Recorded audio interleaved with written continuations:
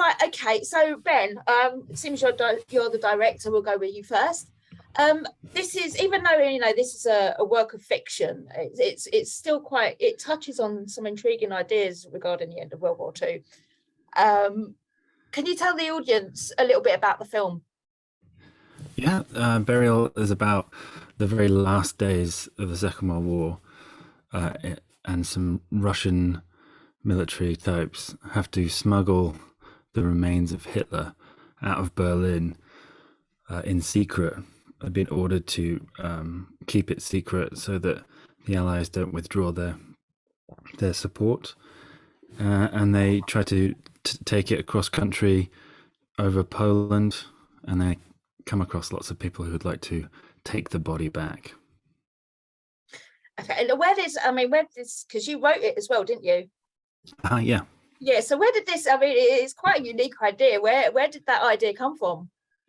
It came from lots of little different places. I read about the story of the covering up of Hitler's remains. This was sort of based on fact that they didn't want the support to be taken away, and so after they found his body, after they realized he committed suicide, they kept that secret, and that was an interesting part of the story. And then the other part was more, a fight over this coffin, digging up a coffin and burying it in the ground and then digging it back up again. I found that visual to be really interesting. And then sitting down to write the script, I wanted to write something about, what would happen if you buried the truth. A lot of the horrible rumors and conspiracies about Hitler escaping to South America came from the fact that they weren't abundantly clear about Hitler's death. And I saw parallels in modern day to the sort of tragedies that happen from not being honest and not telling the truth. So that's where that all came from, all wrapped up in a nice bloody thriller. And a very enjoyable one as well. Charlotte, we'll bring you in here now. I love the idea that this is focused on a lone, young, fierce female Soviet officer amongst a group of testosterone-filled men. That's putting it nicely. And she obviously takes charge, and you play that character. And it also kind of gives a voice to the unsung females that contributed on all fronts in World War II as well. For you, was that kind of an opportunity? Was that sort of what wanted you to get on board with the film? Yes, 100%. That was one of the top reasons. I loved the script. I really enjoyed it. I thought it was very tense. It was full of suspense, and I'd never really been sent anything like that. I'd never had the opportunity to do something like that. And then reading up about it, and Ben telling me that it was, that loosely inspired by things that did happen and real women that did fight in the war. And I studied that history at school, but I never knew that so many women took part in that war. So I think that was definitely one of the most fascinating parts of the project for me. And something very exciting to get your teeth into. The fact that it's fiction, but also you could do so much research to prepare the role because so many women were in that position. Yeah, definitely. And this obviously, there's, especially for you, there's a lot of quite so say challenging moments, with certain fights and running through the forest and stuff like that, and especially at night. For both of you, was that kind of forest terrain, was it quite difficult to film in? And also at night as well, it could be quite a few challenges there for you. Ben, for a different experience for you and for the crew especially than for us. Yeah. Well, no, you were the one running around in the dark. That's the tough bit. Yeah, it was. I remember, you have to sort of come from unit base to wherever you're filming at night. And I remember a couple of occasions where I sort of wandered off the path in the middle of the night in the forest.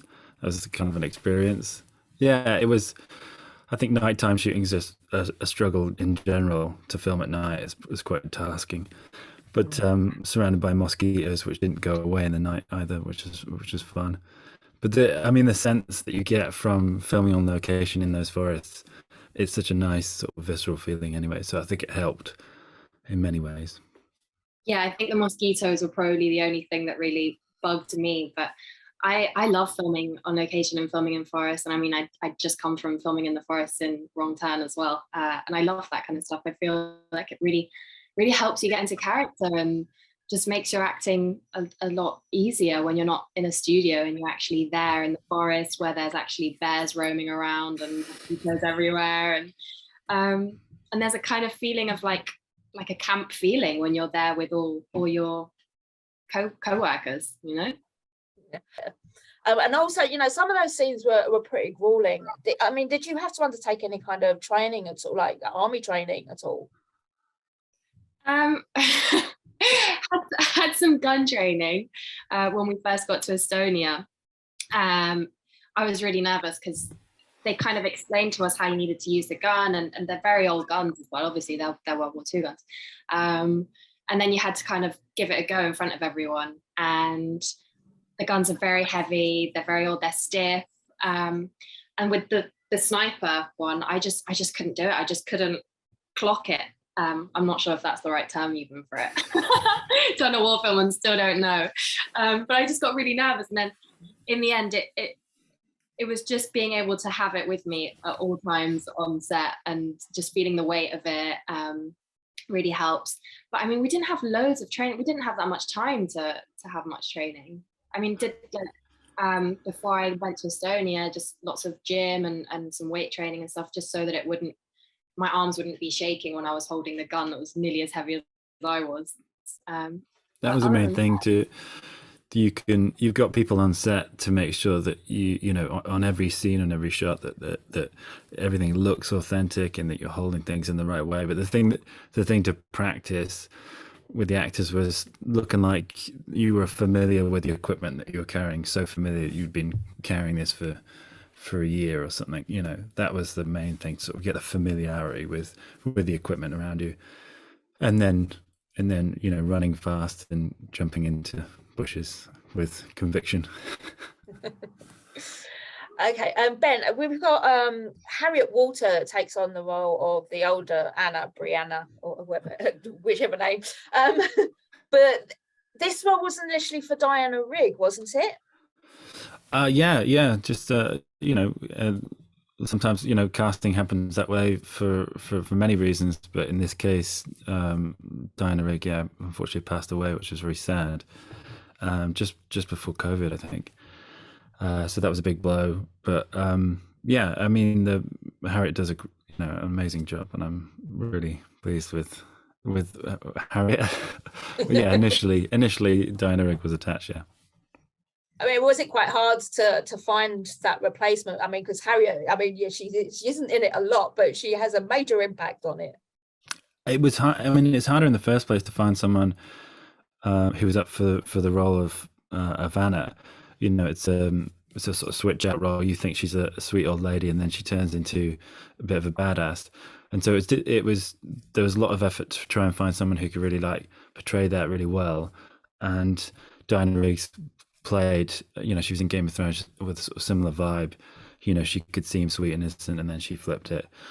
And so to get to there, it was difficult, and it was great to find Diana. And then because Diana was attached, I think Harriet saw that as oh great, well, you know, that's a good part, and you know, if it's good enough for Diana, and then you know, she wanted to get her teeth sunk into that role as well, so that was good. And without going into too much detail, I mean, there's obviously that scene in the end where she reveals what's in the box.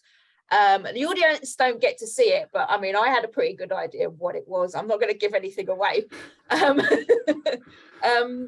But was this intentional, or was that just down to budget that you couldn't, you know, make? No, there was something in the box on set. There was discussions about whether to show it or not, whether we wanted to let the audience know. I felt I was being so heavily suggestive with some of the surrounding shots as to sort of put in your mind what was in the box, and so I was happy to leave it like a little bit ambiguous, because I enjoyed people coming out and talking about it and thinking about what was in the box.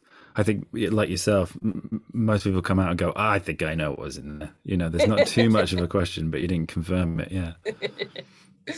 Yeah. Okay. And I mean, this is only this is your second film, isn't it? Second? Yeah.